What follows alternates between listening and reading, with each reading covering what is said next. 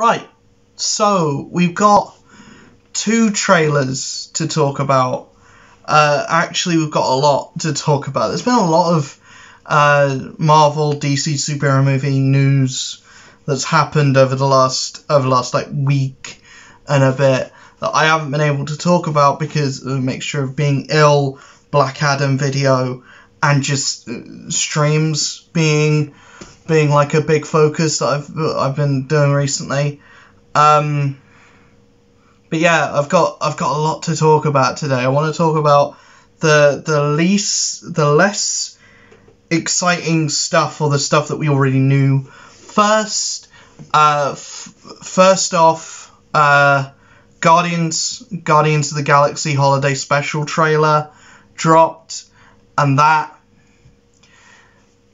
it's gonna be another special presentation thing, which the last one was really good actually. Werewolf by Night. A lot of people branded that as like their favourite thing in Phase 4. A lot of people really liked it. I really liked it.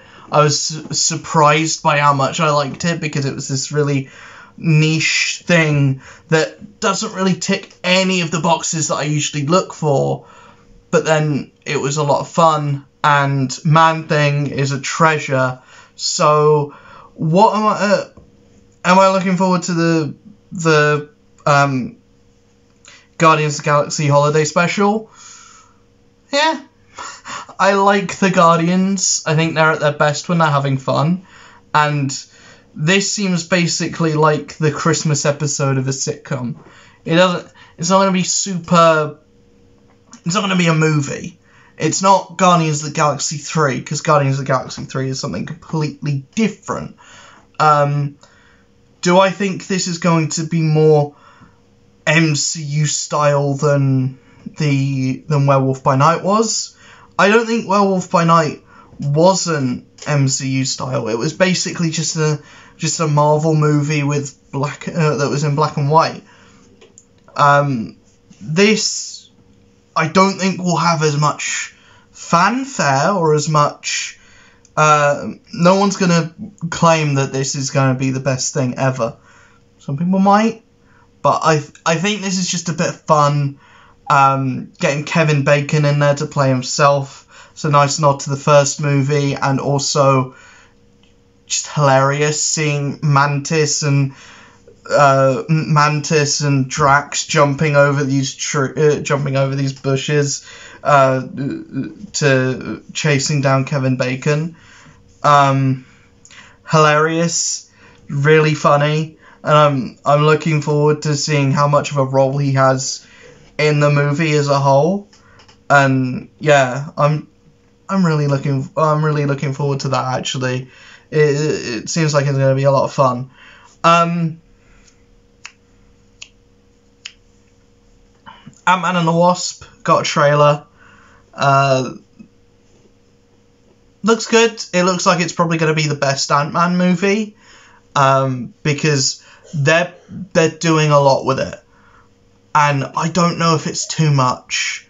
Quantum Realm, you've got Scott Lang dealing with being famous, and people still think he's Spider-Man.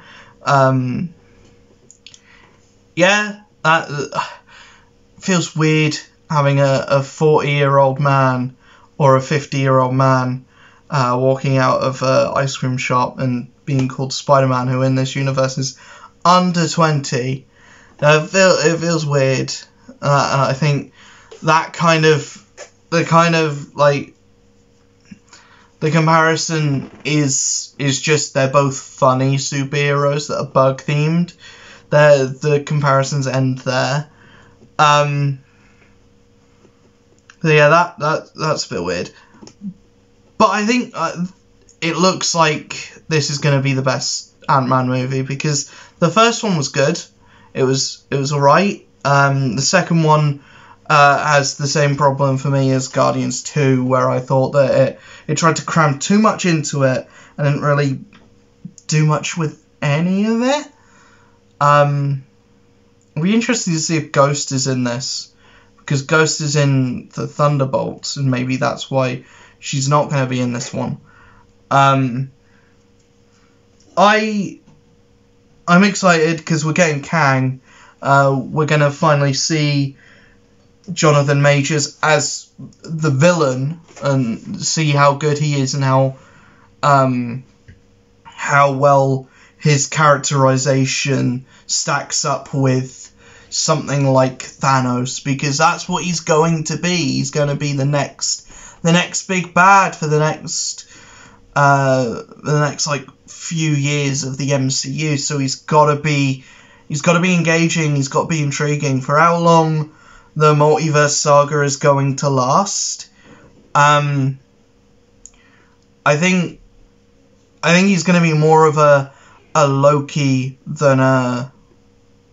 He's going to be more of a Loki than a Thanos, I think. And the Thanos thing is probably going to be Doctor Doom, who's like throughout the background.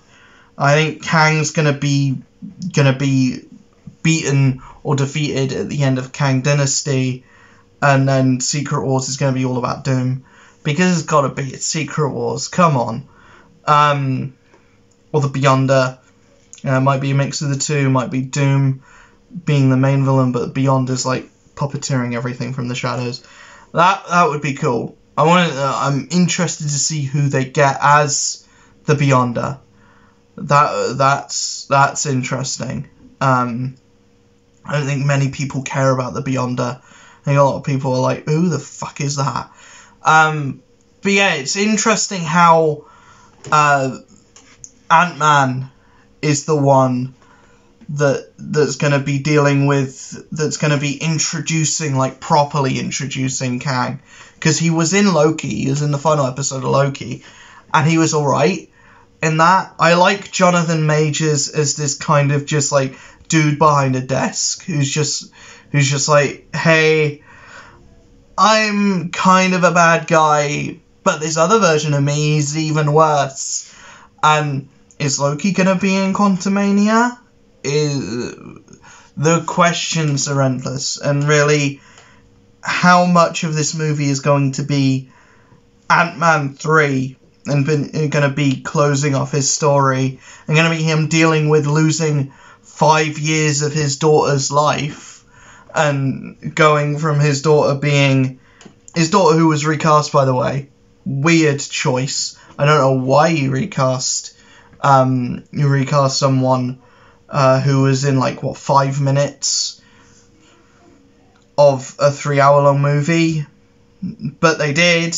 I don't understand that. I don't think it's a good choice to recast. Maybe they got an actress who was better at doing the action sequences, that was more okay with, working with huge amounts of CG. But surely that would be the first thing you ask an actress going into an MCU movie is, are you okay with a movie that's going to be 90% CG? Because that's what this is, 90% CG. But yeah, I don't know whether I am excited about this, because Kang isn't really a character that I've got that much care about, really. And the choice to make Ant-Man the one who is going to introduce all of this, and going to, like, usher in the big bad of the MCU going forward for the next few years, I don't understand that choice. I think it's weird. I think it's weird that they're making him such a big deal in this movie. Like, Kang's in a lot of the movie, seemingly, because he's in a lot of the trailer. So I'm excited. But I'm also cautiously optimistic. It looks badass, and a lot of it looks really cool. I don't know if it looks like an Ant-Man movie, though. That's my biggest, like, thing, is I love seeing Paul Rudd be Paul Rudd. I love seeing... I wanted to go back to the first movie with this. Apparently MODOK's going to be in this. I'm more excited to see what MODOK ends up being like than to see Kang, really. We then have the exciting news from the DC side of the pond, which is James Gunn and some other guy that, isn't important. James Gunn is the important one, and I'll tell you why James Gunn is important in a minute. James Gunn and someone else are going to be co-CEOs of the DC cinematic universe going forward, the DCCU, or the DCEU going forward, and I am all on board with that, to be honest. If Marvel's treated James Gunn like a piece of ass, and everything he's done for DC so far has been great. Suicide Squad was amazing. Peacemaker, one of the best, the best DC show, and up there as one of the best superhero shows ever, in my opinion. I think DC are in good hands with Gunn. Where that stands with Dwayne Johnson and him, putting his name into the hat and saying, "Hey, I want a piece of the pie. I wanna, dictate where the MCU, where the DC movies going forward." I don't know. I don't know if he's gonna have as much say as he probably wants, but the point still stands. Dwayne Johnson has made his voice very clear that he wants a DC versus Marvel movie, or a DC and Marvel movie, Marvel plus DC or Marvel versus DC movie. And with the multiverse saga being a thing, and especially now with James Gunn, who has worked on both, it's a higher possibility than it ever has been before. Just from looking at who the big dick swinging around at the top of the food chain. All it needs is for Kevin Feige to say, "I'm interested in seeing this," and it makes sense to do this movie now with, the whole thing with the DC universe in the comics is they have a thing called the Source Wall, and the Source Wall is something they can never cross because they don't know what's behind it. And the common theory is that behind the Source Wall is the Marvel Universe. That's the comic book explanation of what's at the end of the universe. So why not, in one of the future DC movies, probably The Flash, the end of The Flash, Ezra Miller runs into the Force Wall, comes back as Grant Gustin, and he's like, "I saw so many other superheroes. I saw a guy about my age, and he had webs coming out of his hands, man. I want that so bad.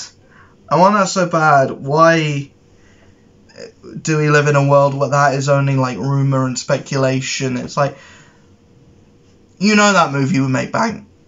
DC versus Marvel? Come on. People want to see that. Because outside of us comic fans, that's just something people can't even fathom. Some people still think that Batman is a Marvel character. The amount of people that have said, "I thought Flash was Marvel," or I've had people think that Hellboy is a Marvel character. Isn't he Marvel's version of Batman? And it's like, what? You stupid. Go over there. But yeah, I think that prints money. The other thing, and this is official from the after credit scene of Black Adam, don't watch any more of the video if you haven't seen Black Adam. I hope you haven't seen my Black Adam review, because I spoiled the whole fucking thing in that. But yeah, if you haven't seen Black Adam yet, skip to the end of the video. But Henry Cavill's back as Superman. Henry Cavill is 100% back as Superman. He's made a video saying that he's back. They announced on Twitter a picture of Henry Cavill as Superman, and the caption is, "He's back, baby." So yeah, he's back. And to cap it off that he's back, he's in the after credits of Black Adam. And yeah.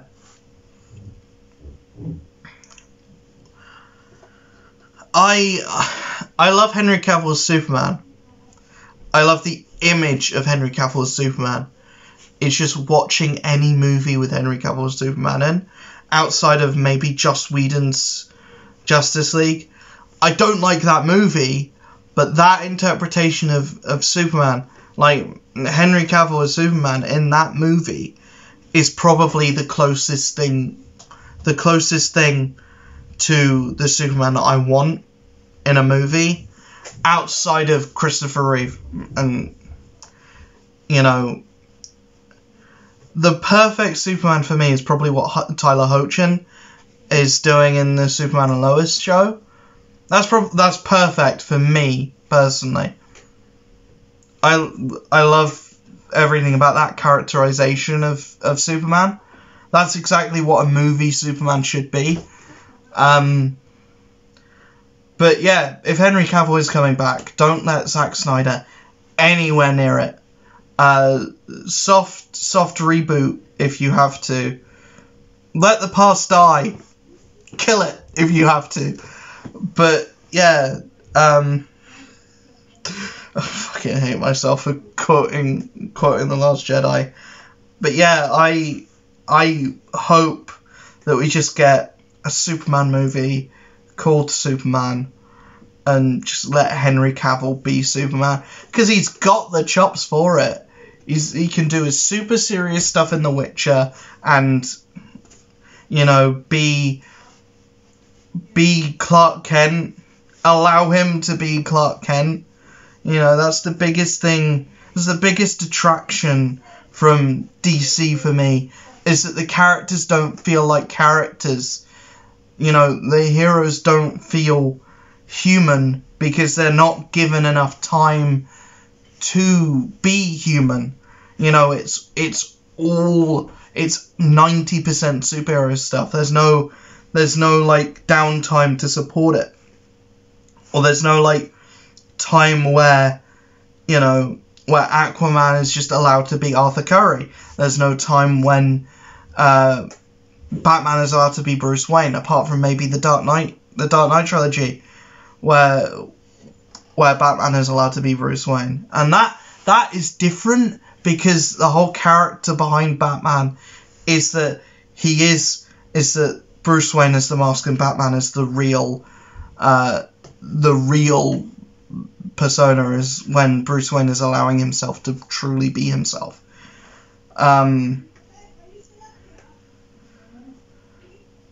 And like, I don't think any superhero movie has really gotten the balance, or any Superman movie has really gotten the balance between the Clark Kent side and the Superman side. And I think the biggest issue with that was killing off Pa Kent in Man of Steel.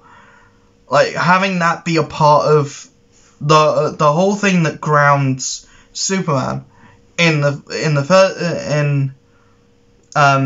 comics is his relationship with Ma and Pa Kent.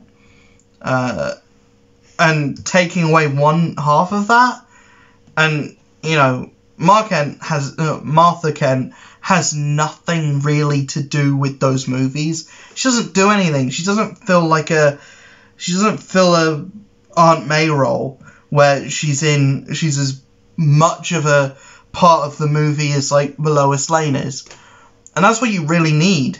And even Lois Lane hasn't had that much to do in the DCEU at the moment. So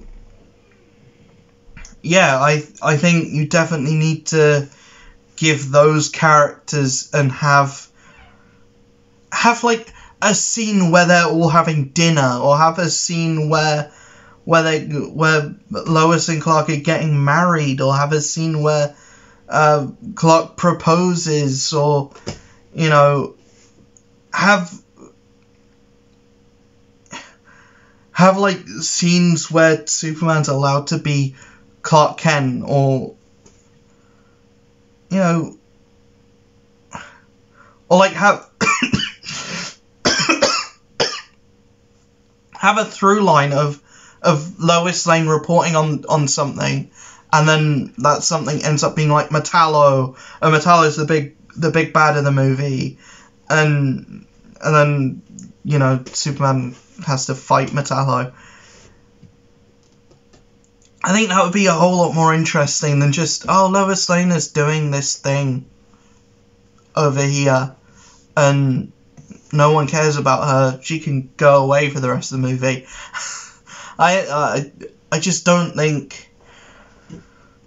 And it's a shame because Amy Adams is a good actress. She's a really good actress, so she could pull off being Lois Lane. I don't think Zack Snyder really allowed for Lois Lane to be a character, and that's the biggest thing. So if there is a Superman movie in the works, I hope that it balances the Superman side with the Clark Kent side better than Zack Snyder did with any of his movies, because Superman never really feels like Superman in those movies until you get to Justice League. There's a lot of problems with that movie, Joss Whedon being the biggest one, and Zack Snyder's 4-hour-long epic showcase of everything that he can do as a director is inarguably a lot better, but I think it sacrifices a really good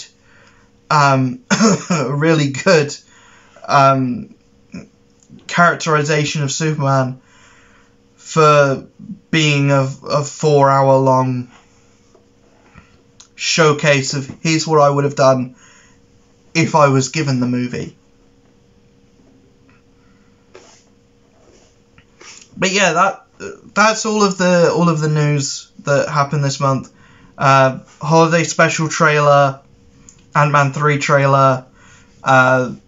DC actually has a CEO, has two, and one of them is James Gunn, who is brilliant. And Henry Cavill's back as Superman, which is great news. In you know, it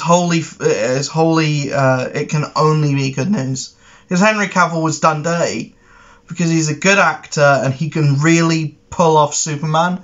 He looks like Superman. He looks like Superman ripped off of a page. He's just never really been allowed to have a movie that really fleshed him out as the Superman that everyone knows and loves from the comics. And, you know, he was done dirty. He was done really dirty. As an actor, Superman as a character was done dirty, because he could do a really good job. So yeah.